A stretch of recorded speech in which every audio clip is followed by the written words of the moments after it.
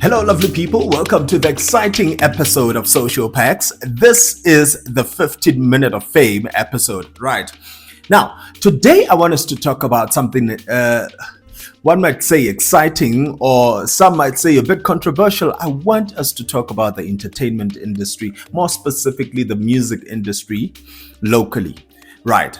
So, for the past couple of days, I'm going to give you a bit of a background why I want us to talk about this, right? For the past couple of days or so forth, I've been going through people's posts on Facebook and stuff. And a number of DJs have been saying this from, different parts of SA. But I think they were referencing, their local communities, whatever the case may be. So DJs want to double their income. So meaning what they were being paid previously, they feel that now it's high time they get paid a certain amount and nothing less, right? And it led me to think this. Is there exploitation? Does exploitation actually exist within the club scene, the entertainment space of club scenes, your local events and so forth? And I'll tell you why am I asking you this. So I've had a privilege of actually working with a couple of establishments and companies in terms of booking artists and managing events and coordinating events, right? And we would obviously book a national artist or two and then have to do a local lineup. Sometimes we give it off to your resident DJs, depending on the relations that we have with that particular establishment. And sometimes we have to do it ourselves. And in many cases, with just like with national artists, you negotiate a fee, right? And local DJs, sometimes you have to negotiate, and sometimes you just need to take it as it is because you are given a budget, right?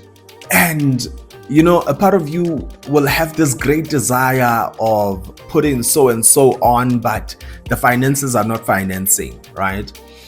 And I think partially we are also to blame in a sense that you want this person so badly, but yes, we try and fight, to get them on the lineup, but sometimes there's so much you can do, right? And it brings me to this, right? Is there a phenomenon that if you are trying to get a specific DJ and because they cannot compromise on the amount that you're putting on the table, you get another one who will say, listen, I can take it, or even six-pack and two klipa, whatever the case may be. I'm not saying that's the specific amount, but just making an example. Do you think such characters within the industry are the ones who are actually killing,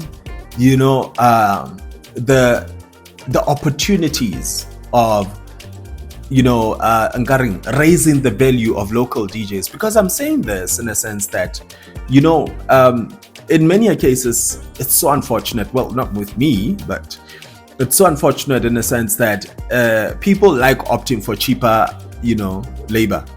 Yeah, it's a general thing, but it's concerning in a sense that you are not necessarily improving the value, isn't it? Because if you're going to go for the cheapest option that is available, it doesn't mean that you're going for the next best talent, needless to say. So I wanted to know about this, more specifically from my DJs and vocalists and so forth. Do you think that exploitation is rife in the club scene, in the club culture, more specifically focused on local DJs? And tell me what you think about it. You are welcome to send me messages on WhatsApp on 076-859-6158. That's 076-859-6158. And you are welcome to send me voice notes also. And also, we will have a more public engagement about this conversation. So, let's give flowers also where it's due, right? Have you noticed how the genre of Amapiano has created so many opportunities for up and coming young vocalists, young DJs, young producers and so forth? And I'm saying this why? Because look at the number of artists that we have been introduced to since the inception of this genre, since this genre became mainstream, right? Obviously, the matter of who founded it and who's the founding person for Amapiano is a topic that we're not going to entertain. But think about the number of opportunities that it has created locally and also on a national level, the number of DJs that we have been introduced to who are good and who actually do such good things in the industry. I know oftentimes when you're booking an artist, you'll find a team, like an entourage that usually comes with an artist. It will be the stage manager, the road manager, the road manager rather, the DJ, sometimes the 2-piece band members or 3-piece band members, the photographer, someone who does content. It's crazy. It's amazing also at the same time. Now, meaning that this particular individual who happens to be the business, right? Because when you are a performer, when you are a DJ that is regularly booked, you are a talent and also you are the business. It's creating revenue for so many people, like it's creating opportunities for so many people through their talent, but obviously balanced with the good management, good PR, and all those other things. Because it brings you to this topic that, in as much as you can be talented as an individual, you need a team to make you as a business work. Beautiful stuff, beautiful. I love what's happening in the entertainment scene, more specifically in Amapiano. So this thing, exploitation, I think it's something that we really need to delve into it a bit more when we have the opportunity to do so. But today, I just wanted to put it across, and also for club owners, what does it mean to you? Like, how do you value a person? How do you say, okay, fine, this I will be able to pay, but this I won't be paying?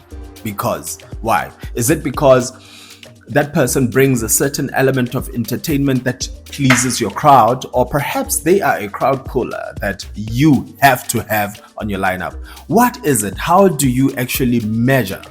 I'm not going to share my barometer, but I need to hear from you. How do you measure it? And also, this one for the ladies. How is it like to date a DJ, Vele?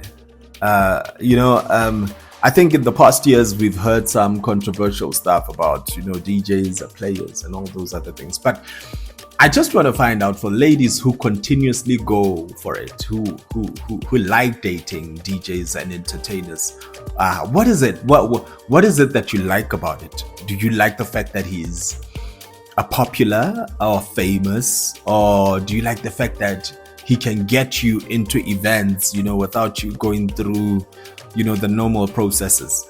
Or do you just genuinely love the guy? Do you genuinely love this person and the person that they are? And also, how do you manage all these other, elements? Because I would like to believe that half of the time they get calls, they get messages, they get hugs from all types of people.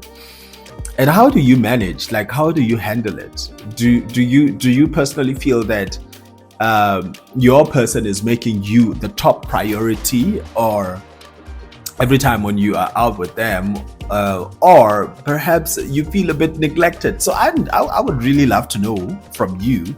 So on our next episode, right, we're going to be talking to a very prolific DJ. This guy has been in the industry for a very long time and he's been doing great things, So I'm going to have a sit down with him and have a conversation about it. The journey, the ups and downs, what he has seen through the years, and what have been, and the highlights also, the good and the bad, of course. So I hope you'll tune in for the next episode. For the little that we have tapped on today, I want you to think about it, process it, send me messages so that next time when we have this engagement, perhaps I can invite you over, that you share your opinion. I've shared my 2 cents. Maybe you can share your 200 rand of opinion about that specific matter.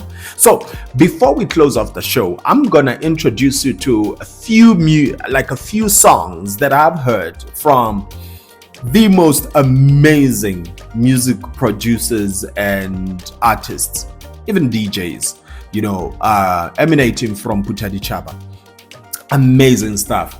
And I think if we do this quite often, we might be surprised that some of these people actually belong on national stages. So to close it off today, I'm gonna play a few, songs that I love, that I've heard from guys who have been producing, been doing wonderful things in Putadichaba. Soulful Pro, amazing productions I've heard from him. There's a guy also, a vocalist from Harrismith, Black Tea. Oh my goodness, good stuff.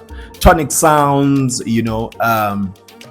I've heard some good production coming from that side. Obviously you got to give a shout out to the legendary, the one and only, the iconic Gugu. Man, there's new sounds that I've been hearing rather from the sister, and it's amazing. So I'm gonna share some of those when we close it off.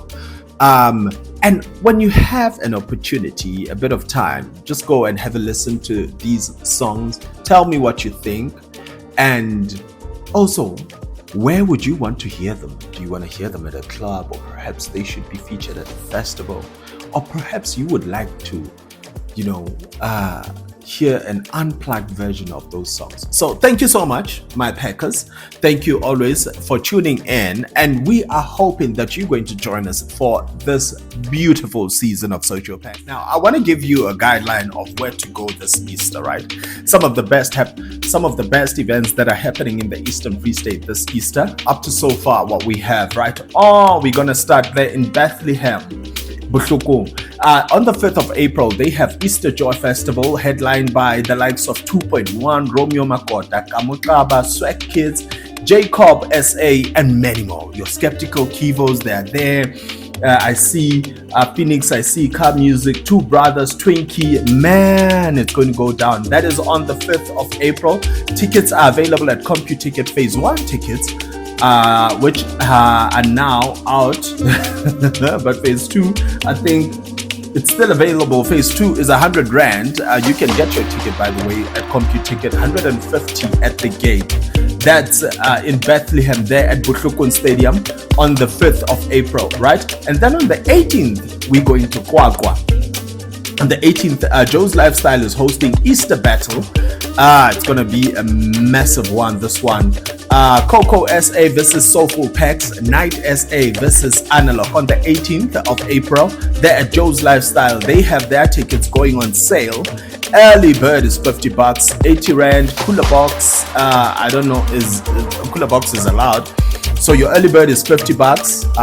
Phase 1 ticket is $80. And at the gate is 100 Rand at Joe's Lifestyle. Now on the 19th, also at Joe's Lifestyle, they have Easter Picnic, headlined by the likes of the legendary DJ Christos will be headlining that one, amongst many more. I think more and more artists are still dropping. I saw Analog also is on it. $50 early bird. Phase 1 $80 at the gate, 100 Rand. Joe's Lifestyle on the 19th of April, right? And then on the 20th, we're going to Maluti Farmers Market, the first edition this year, right? It's on the 20th. I'll be there. The lineup is also massive. It's beautiful. It's local. It's lekker. You have Cribs, Luba, Uber. You have Analog. You have Sexy D. You have Kia, Lady Ann, Tapshin, Z, Lehana and the band. And general admission is $60. VIP 120. Cooler boxes for $20. And the tickets are available at CompuTicket. Venue is just next door to the previous venue. It's Hantate Mike Mugwena, just next door to the previous venue. For most of us who've been going there for some time, I think they used to use it for parking. Yeah, it's that beautiful open space there. On the 20th of April, Farmers Market, Maluti Farmers Market will be happening. Now, this one I'm also excited about. I'm very, very excited about. Kamukaba is hosting Kamukaba and Friends on the 26th of April. They're at Industrial Car Wash in Shisanyama in Putadichaba, Kwakwa. Early bird, $80. Phase 1, 120. Phase 2, 150, 180 at the gate, and is featuring the likes of Romeo Makota, Chronicle Deep, and many more who are still to come. I think you should follow his page to get more info about this one. It's going to be massive. It's going to be beautiful. Look, I think it's safe to say this Easter might be our very first taste of December 2025. So I hope you get your wallet ready. We have beautiful events in Bushupong, at Joe's Lifestyle, in Kwakwa, Maluti Farmers Market, and also at Industrial Car Wash there by Kwakwa, just close to Mandela Park, I believe. Thank you so much for joining us for this amazing segment. We will continue to update you with many more events that are coming. I think more dates are going to drop, more headliners are coming home, and it's going to be a beautiful, beautiful, beautiful Easter season. Don't forget to subscribe on our page and follow us also on Facebook to get more information about these things. And also, we are looking forward to see you in some of these events this Easter. This is Social Packs with me, Kamu. Thank you and goodbye.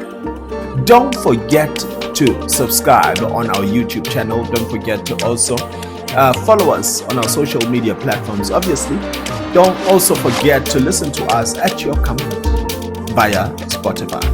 It's Social Packs with me, Kamu. Thank you and goodbye.